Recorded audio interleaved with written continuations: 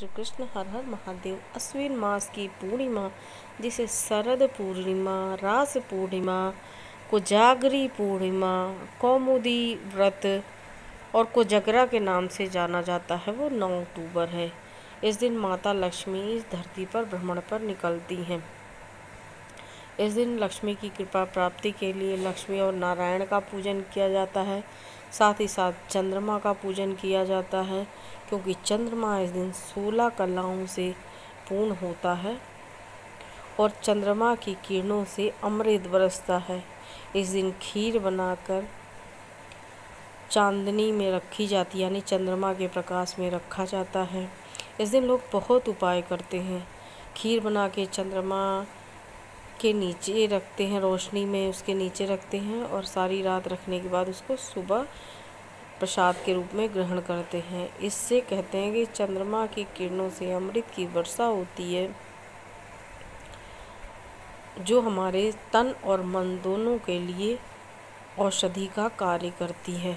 इसके साथ ही साथ जिनकी आंखें कमज़ोर होती हैं और नेत्र ज्योति मध्यम होती है, वो इस दिन चंद्रमा को 5 से 7 मिनट तक निहारते हैं।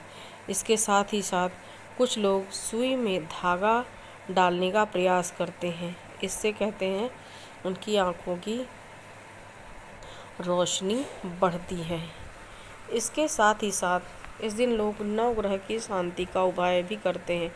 नवग्रहों के नाम से पीपल के पत्ते पर या फिर पान के पत्ते पर खीर निकालते हैं और सबकी प्रतीक चीज़ें रखी जाती हैं। जैसे चंद्रमा के लिए आप खीर निकाल रहे हैं नैवेद्य रूप में, तो आप उसमें सफ़ेद फूल मिश्री रखेंगे। शुक्र के लिए निकाल रहे हैं तो आप उसमें सफ़ेद फूल साथ ही साथ इत्र डालेंगे। देवगुरु बृहस्पति के लिए आप नैवेद्य निकाल रहे हैं तो उसमें आप थोड़ी सी 1 चुटकी हल्दी रखेंगे और यदि केसर हो तो केसर रखिए और साथ ही चने की दाल रखते हैं। इसी प्रकार शनि देव के लिए जब करते हैं तो उसमें उड़द की दाल और काले तिल डालते हैं। राहु के लिए जब करते हैं तो उसमें भी काले तिल डालते हैं और साथ ही साथ दूर्वा डाल देते हैं।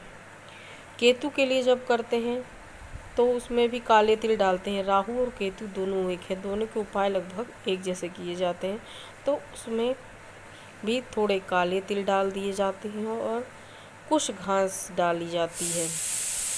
और मंगल के लिए जब करते हैं तो उसमें आप गुड़ रख सकते हैं और साथ ही साथ आप उसमें थोड़ी सी, अगर संभव हो तो मिट्टी के कटोरे में रख दीजिए, पान के पत्ते पर रखकर मिट्टी के कटोरे पर रख दीजिए। अगर नहीं कर सकते तो उसमें लाल चंदन बुरक देते हैं। और सूर्य के लिए करते हैं तो उसमें गुड़ डाल देते हैं, लाल चंदन डाल देते हैं और साथ ही साथ लाल फूल डालते हैं। सबको एक कतार में रख देते हैं चंद्रमा की रोशनी में और वहीं बैठकर पहले गणपति का ध्यान करते हैं, फिर भोलेनाथ का ध्यान करते हैं। इसके बाद 9 ग्रह के शांति मंत्रों का जाप किया जाता है। 108 बार करें तो बहुत अच्छा होता है और इसको रात भर पड़ा रहने दीजिए। और सुबह हो तो आप या तो चलते पानी में बहा दें या फिर किसी पवित्र वृक्ष जैसे कि आप पीपल के या बेल के वृक्ष के नीचे रख दें। इसके साथ ही साथ इस दिन लोग अपनी बहन बेटियों को खुश करने के लिए, और देखिए बहन बेटियां जब खुश रहती हैं तो हमारा बुध अपने आप अच्छा हो जाता है।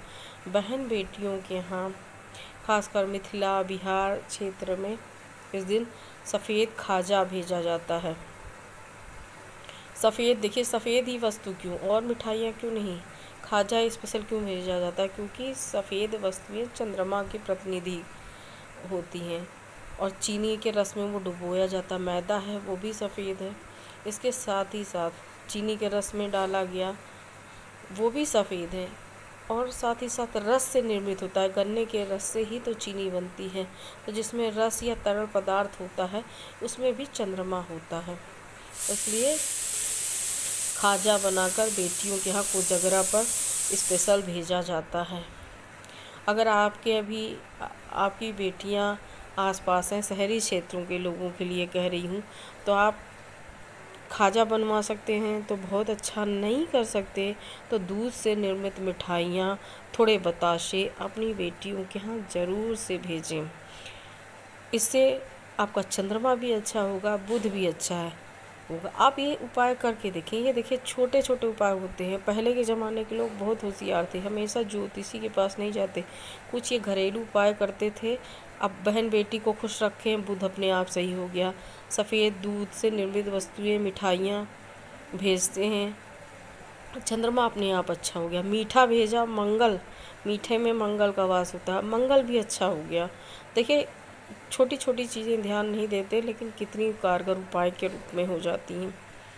तो आप ये उपाय करके देखें, बहुत लाभ मिलेगा। अगर संभव है तो किसी मंदिर में जाएं, ब्राह्मण को थोड़े मिष्ठान और सीधा, जिसको कि आप कहते हैं ना सूखा अनाज, दाल चावल आटा, कम से कम एक व्यक्ति का राशन हो, और ज़्यादा व्यक्तियों का हो तो और भी अच्छा हो। दाल चावल आटा सब्जी, थोड़े से पैसे और मीठा आपके पास हो तो बहुत अच्छी बात होती है। थोड़े फल मिठाइयाँ देकर उनके पैर छूइए, उनसे आशीर्वाद लीजिए। देखिए आपका दान का दान होगा, और दानों में दान, अन्नदान सबसे अच्छा होता है। देखिए आपने दान दिया, आपसे एक पुण्य कार्य हो गया।